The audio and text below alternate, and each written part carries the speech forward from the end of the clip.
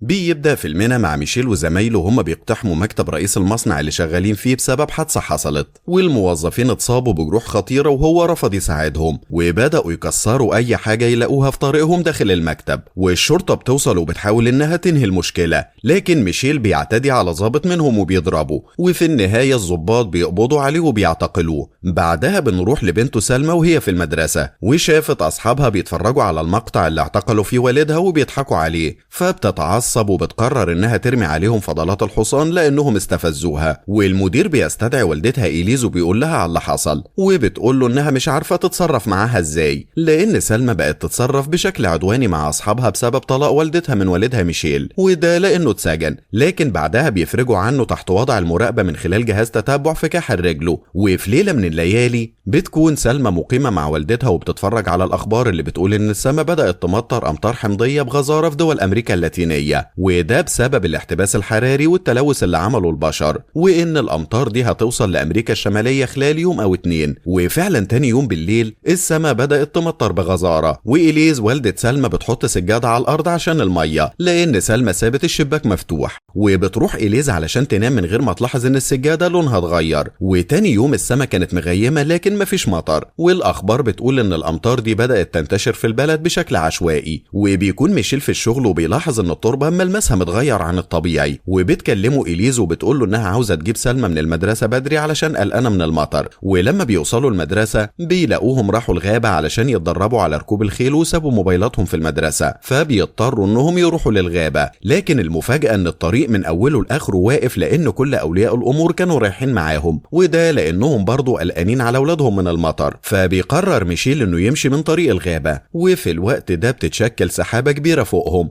وواضح انها هتمطر. ولان سلمى لسه ما بتعرفش تمشي كويس بالحصان فضلت موجودة في الغابة، واصحابها مشيوا وراحوا المدرسة تاني. وبعدها السما بدأت تمطر وافرع الشجر بدأت تتحرق والاحصنة خافت وجريت من المكان، وسلمى بقت لوحدها. لكن ميشيل بيوصل وبيدخل الغابة وبيدور في كل الاسطبلات على سلمى، وبيلاحظ ان الخيول اللي موجودة بدأت تهرب هي كمان. ولحسن حظه بيلاقي سلمى اخيرا وبيجري على اقرب اسطبل متغطي لان المطر بدأ ينزل بكميات كبيرة، لكن قطرات المطر بدأت تخترق السقف وتنزل عليهم. وبيلاقي ميشيل بطانية وبيغطي نفسه بيها هو وسلمى، وبيتصل بإليز علشان تيجي تلحقهم. وبتواجه إليز صعوبة في القيادة بسبب المطر، لكن بتوصل لهم في النهاية وبيدخلوا العربية. وأثناء عودتهم في الطريق بيسمعوا أصوات الناس وهي بتصرخ من شدة الحمض اللي في المطر، وبيلاقوا الطريق مسدود قدامهم والعربيات حواليهم من كل ناحية. وبيهجم عليهم راجل وشه بيدوب من المطر وبيدخل العربية، لكن ميشيل بيزيحوا براها وبيقفل الباب تاني. واخيرا بتلاقي إليز فاتحة في الطريق وبتسوق العربية بأقصى سرعة علشان تخرج. وفي الوقت ده بتنهار سلمى من العياط علشان شافت سقف العربية لونه بيتغير من الحمض. وبعدها بفترة المطر بيقف اخيرا والشوارع مليانة بالجثث والعربيات اللي دوبها الحمض. وبيروح ميشيل علشان يركن تحت الجراج، وبيبتدي يغطي العربية بالبطاطين علشان يحميها من المطر. وبتتصل إليز باخوها علشان يساعدهم، لكن بيقول لهم انهم قافلين الطريق ومش هيعرف يجي لهم. وميشيل بيتصل بصاحبته لكن ما بتردش. بعدها بيقرروا انهم هيخرجوا من البلد، وفي الطريق العربية بتتعطل بيهم بسبب كم الاضرار اللي حصل لها من الحمض. فبيخرجوا من العربية وبيطلب ميشيل من سلمى انها تتنفس بالراحة علشان ما تشمش الحمض. وبيبدأوا يدوروا على اي مكان يدخلوه، وبيلاقوا مبنى مهجور وواضح انه كان فيه حفلة. وبيتأكد ميشيل ان المكان فاضي، وبتلاقي سلمى قطة وبتحاول تلعب معاها، لكن ميشيل بيمنعها علشان خايف من الحمض يكون على جسمها. وبتتصل صديقته بيه وبتطمنه على نفسها. وبيلاقي ميشيل مية في الحنفية لكن خايف يشرب منها علشان مش آمنة، فبيحط منها في طبق علشان يختبرها على القطة، لكن سلمى بتفضيها في الحوض علشان خايفة على القطة المسكينة. ولحسن الحظ إليز بتلاقي مية في التلاجة وبتشرب منها سلمى، وبيبدأوا يغطوا رجليهم بأطباق الفويل علشان يحموها من الحمض. وبعدها بفترة بيلاقي الطبق دايب، وده معناه ان المية اللي في الحنفية فيها حمض.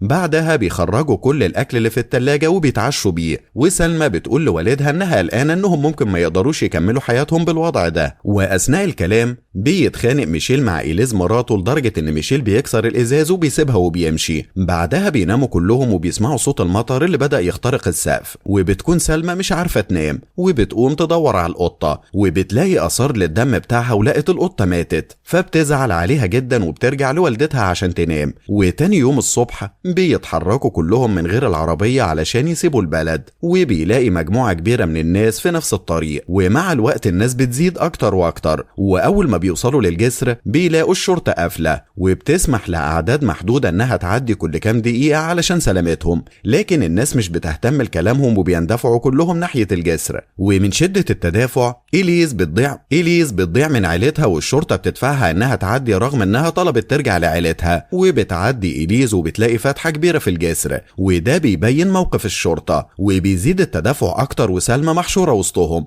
وبتضطر الشرطة إنها تستخدم غاز مسيل للدموع علشان تبعدهم. وفي اللحظة دي الجسر بدأ ينهار بسبب الحمولة اللي عليه، والناس اللي عدت على الجسر بدأت ترجع تاني، والتدافع بيزيد تاني والجسر بينهار حتة حتة، وبعض الناس ماتت من حطام الجسر. وإليز مش عارفة ترجع لعيلتها تاني بسبب الناس. والكارثة اللي حصلت إن السور اتكسر والناس كلها وقعت في المية بما فيهم إليز، ولأن المية ملوثة بالحمض الناس بتموت بأبشع طريقة وجلدها بيدوب في الحمض بسهولة. وبتروح سلمى وميشيل ناحية الشاطئ علشان تنقذ والدتها، لكن ميشيل بيمنعها علشان ما تتحرقش، وبيعيطوا هما الاتنين لما بيشوفوا جثة إليز بتطفو فوق المية. بعد كده الشرطة بتاخد الناس لقاعدة عسكرية علشان يستنوا هناك، وميشيل بيحاول يتصل بأخو إليز لكنه ما بيردش. بعد كده الشرطة بتقسم الناس لمجموعات، كل مجموعة في عربية ومعهم أزايز مية علشان يستخدموها أثناء الرحلة. وفي الطريق بتلاقي الحكومة الشارع مسدود، فبيخرجوا الناس وبيخلوهم ياخدوا باقي الطريق ماشية، وبيستخدموا الدخان الأحمر كإشارة علشان محدش يضيع منهم. وفي اللحظة دي بدأت السحب تتجمع فوقيهم وبدأوا يجروا بأقصى سرعة، ولأن سلمى جسمها ضعيف بتقع باستمرار، وبيساعدها ميشيل إنها تتحرك، لكن بيضيعوا من الناس اللي كانوا معاهم. وقبل ما العاصفة تبدأ بيلاقي ميشيل نفق وبيدخلوا هو وسلمى،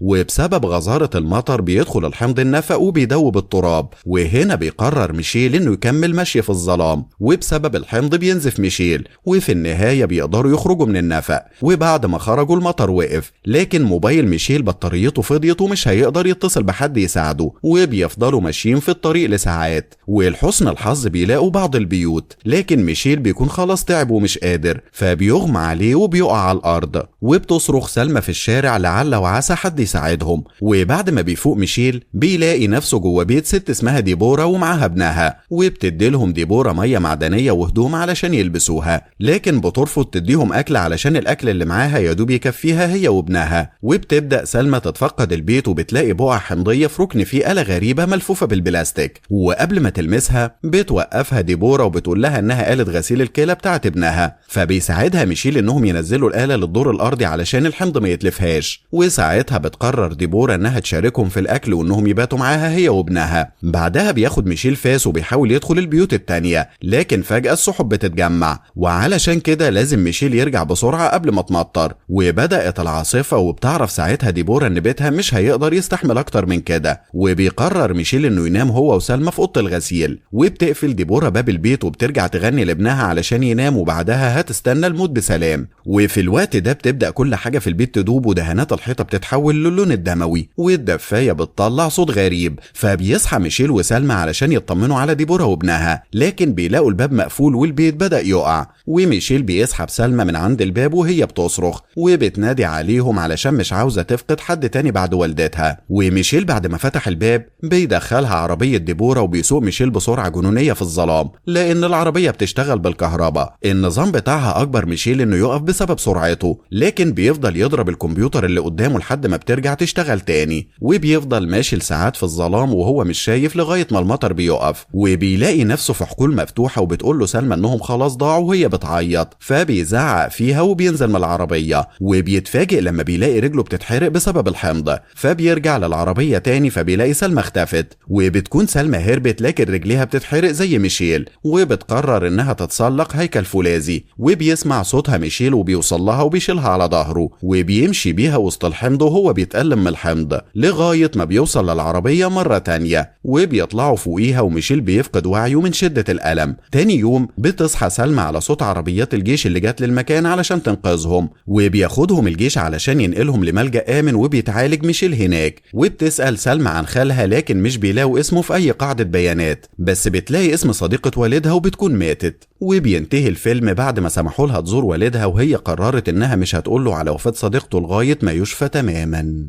لو عجبكم الفيديو ما تنسوش اللايك والشير والاشتراك في القناة علشان يوصل لكم كل جديد بننزله. سلام.